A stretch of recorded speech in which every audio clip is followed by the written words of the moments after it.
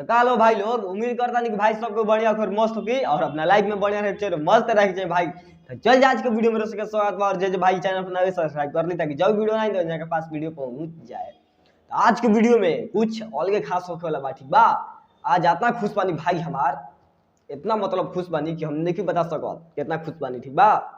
बहुत खुश बानी हो अपन सरकार के स्वागत हम करे के बा, ठीक बा। खेसारी भैया के स्वागत करे के बा भोजपुरी में। तो हल्का मचावे खातिर गाना एकदम रिकॉर्डेड हो गया भाई हमार और बहुत जल्दी हमनी के बीच में आई। तो सूर्य संतक बन रही वीडियो में और बतावा नहीं हम कब गाना आई और कितना बजे आई गाना, ठीक बा। तो सूर्य संतक बन रही भाई हमार। तो चल आज बताओ, बहुत हमारा खुशी होता है कि अपन सरकार के गाना जो इंतजार रहे वर्षों पहले से हमारा कि गाना कब आई रोमिंग में शरीफ बा 2, ठीक बा। बहुत अच्छा गाना बा, बहुत मतलब बहुत सुपर हिट गाना बा। तो के सुनी भाई हमार गाना के भैया के रोमिंग में शरीफ बा 2 गाना के करा इंतजार बा, ठीक बा। बहुत बेहतरीन गाना बा, बहुत बेहतरीन, मतलब एकदम दिल हमारा खुश हो गया भाई हमार। का बताइए अब बहुत आज खुश बनी हम कि भैया के स्वागत एकदम आरती उतारे के बा, ठीक बा। कल गाना आई कल सुबह में एकदम 6:30 पर यूट्यूब पर रिलीज हो जाई।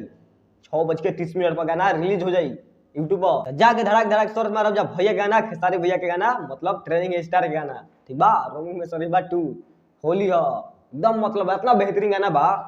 वर्षों पहले से हमारा इंतजार रहे कि 2 गाना कब ले आई, ठीक बा। इंस्टाग्राम पर ट्रेंड करला, ठीक बा। तो ऐसे प्यार से बात देते रहो अपना खेसारी भैया के कल सुबह केहू के ध्यान भटकावे के नहीं इन्होंने, ठीक बा। कल सुबह 6:30 पर गाना यूट्यूब पर रिलीज हो जी, ठीक बा। चलता नहीं भाई, मिलो फिर अगला वीडियो में और लेकर कुछ अलग अंदाज में। चलता नहीं भाई, बताई कब गाना कितना होता, ठीक बा। जय भोजपुरिया समाज।